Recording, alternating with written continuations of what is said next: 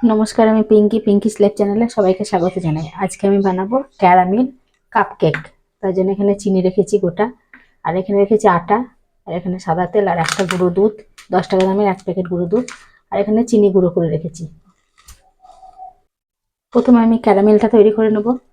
তার জন্য এখানে আমি একটা প্যান বসিয়ে দিয়েছি, আর এর মধ্যে আমি দিয়ে দেবো 2 চামচ চিনি।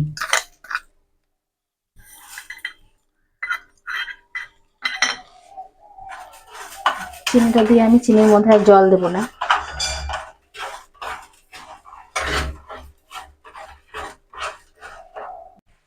চিনিটা গলে গেছে, এবার আস্তে আস্তে এটাকে ক্যারামেল তৈরি করে নেবো। আস্তে আস্তে কালার আসছে, দেখুন অল্প অল্প কালার এসছে।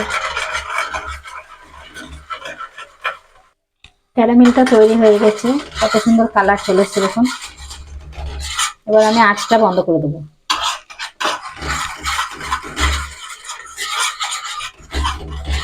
দিয়ে আমি এর মধ্যে এবার একটু জল দিয়ে গুলে নেব।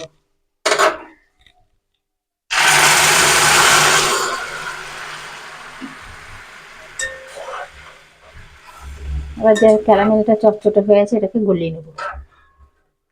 গরম অবস্থায় থাকলে এমনি গলে যাবে।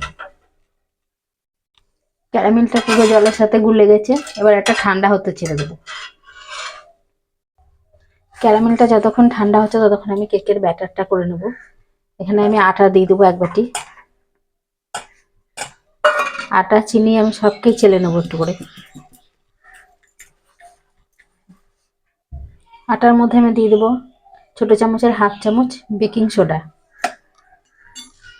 আর দিয়ে দেবো বড় চামচের 1 চামচ বেকিং পাউডার। একসাথে মিশিয়ে চেলে নেবো এটাকে, তাহলে ভালো করে মিশে যাবে। সবগুলো আমি চেলে নিয়েছি, এরকম গোটা গোটা বেরিয়েছে।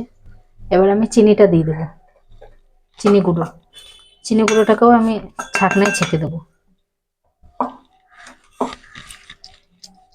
যাতে দানা দানা না থাকে। চিনিটাও আমি ভালো করে চেলে নিয়েছি, আর এই গোটা দানাগুলো আমি দেবো না, এগুলো পরে অন্য কাজে লেগে যাবে। এবার আমি এর মধ্যে দিয়ে দেবো গুঁড়ো দুধ। গুঁড়ো দুধটা 10 টাকা দামের 1 প্যাকেট রেখেছি। সব দুধটাই আমি দিয়ে দিলাম। আবার শুকনো অবস্থায় সবকে একবার ভালো করে মিশিয়ে নেব। সবগুলো ভালো করে মেশানো হয়ে গেছে। এবার আমি দিয়ে দেবো এর মধ্যে 4 চামচ মতো সাদা তেল, আর যে ক্যারামেলটা করে রেখেছিলাম সেই ক্যারামেলের জলটা দিয়ে আমি মেখে নেব।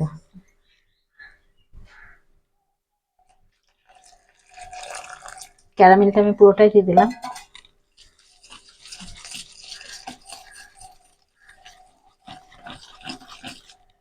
কালারটা কত সুন্দর আসছে দেখুন। এবার আমি এর মধ্যে অল্প অল্প করে জল দিয়ে ব্যাটারটা গুলে নেব।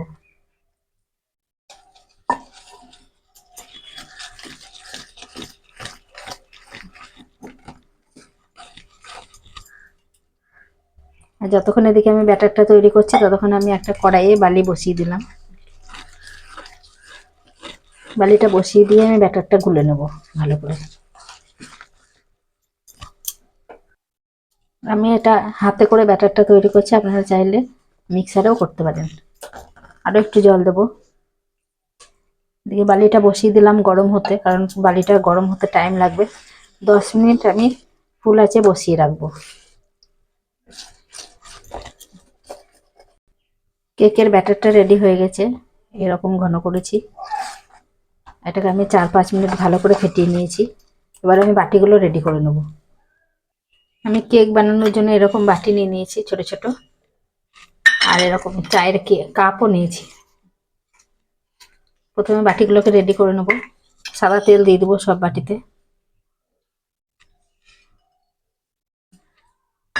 সব বাটিগুলোই তেলটা ব্রাশ করে নেব ভালো করে।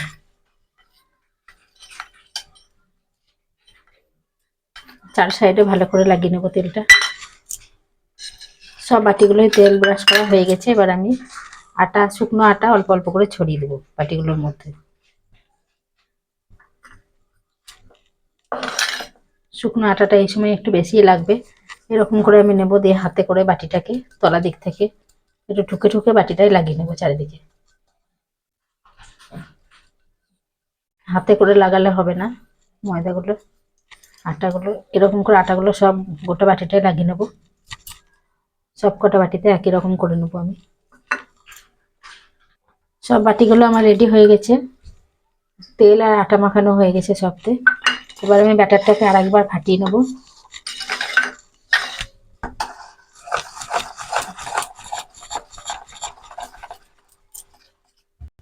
আরেকবার আমি ভালো করে নেড়ে নিয়েছি।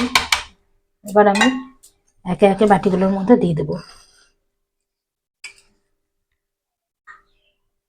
আর বাটিগুলো ভর্তি ভর্তি করব না, অর্ধেক অর্ধেক করে দিয়ে দেবো।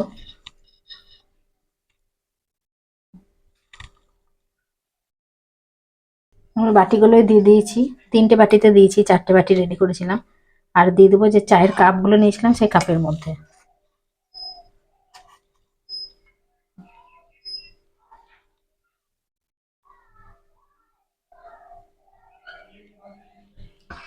কাপগুলোর মধ্যেও আমি একইভাবে সবগুলো দিয়ে দেবো। কাপগুলোকে আমি ভর্তি করব না, অর্ধেক অর্ধেক দেব। সবগুলো আমার রেডি হয়ে গেছে, 3টে বাটি আর এখানে 4টে কাপ দিয়েছি। একটু এরকম ঠুকে ঠুকে বসিয়ে নেব ব্যাটারটা ভালো করে।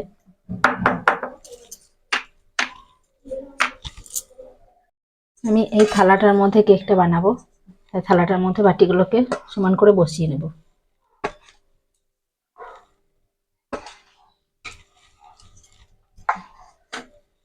এই থালাটার মধ্যে দেবো বলেই আমি আর একটা বাটি আর দিইনি, সবগুলো ধরবে না।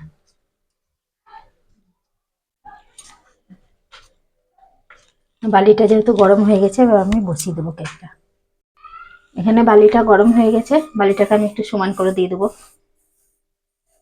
আমি 10 মিনিট মতো এটা আঁচটা বাড়িয়ে রেখেছিলাম, দিয়ে বালিটা গরম হতে দিয়েছিলাম। এবার আমি বালির মধ্যে একটা স্ট্যান্ড বসিয়ে দেবো, তার উপরে আমি এই থালাটা আবার বসিয়ে দেবো।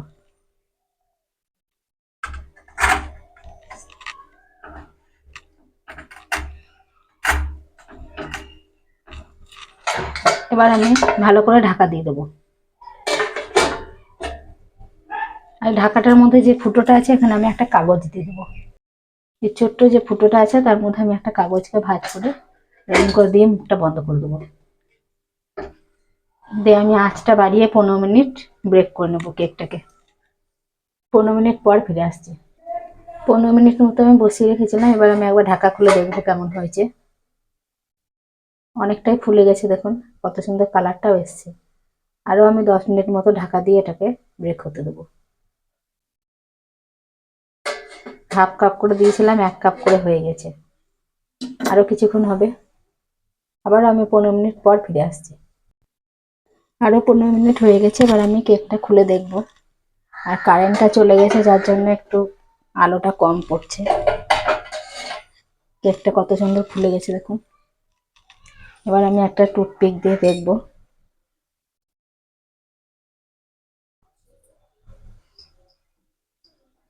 টুথপিকে লাগছে না, তার মানে কেকটা হয়ে গেছে।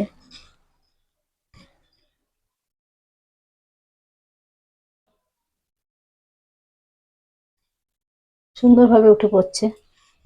এবার আমি আঁচটা বন্ধ করে ঠান্ডা হতে দেবো।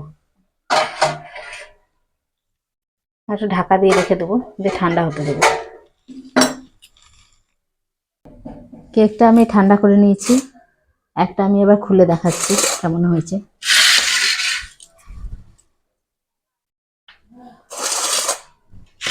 কালারটা দেখছেন কত সুন্দর হয়েছে। এটা যেহেতু কাগজের কাপ, কাগজের কাপটাকে ছিঁড়েই বের করবো। আরও ঠান্ডা হবে, ভালো করে ঠান্ডা হয়নি।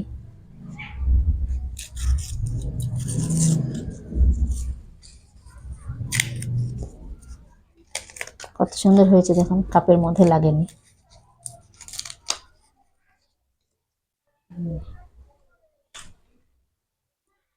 কত সুন্দর স্পঞ্জি হয়েছে দেখুন। এবার একটা কেটে দেখি কেমন হয়েছে।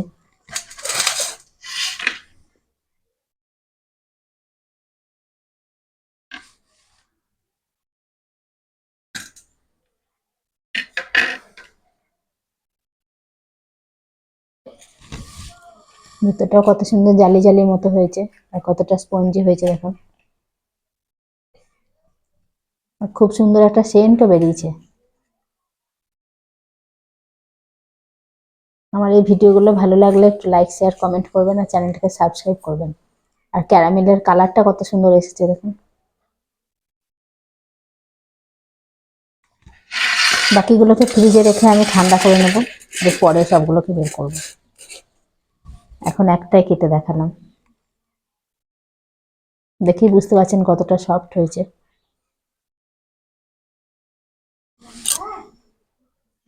সব কেকগুলো রেডি হয়ে গেছে, আর কেমন হয়েছে একটু কমেন্টে জানাবেন।